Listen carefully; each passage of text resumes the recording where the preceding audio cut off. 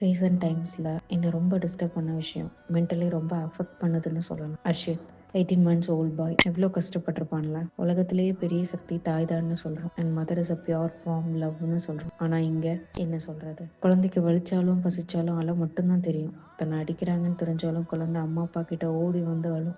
இங்கே சொசைட்டியாக நம்ம ஃபெயில் ஆகிட்டோம். ஒரு சின்ன குழந்தைய துன்புறுத்தி ரசிக்கிற அளவுக்கு அறக்கணும் நினைக்கும் போதே மனசு படபடன்னு இருக்கு. கண்டிப்பாக பனிஷ்மெண்ட் கடுமையாக்கணும். அப்போ தான் இந்த மாதிரி க்ரைம் ரிப்பீட் ஆகாமல் இருக்கும். நிறைய க்ரைம்ஸ் நடந்துகிட்டே இருக்குது.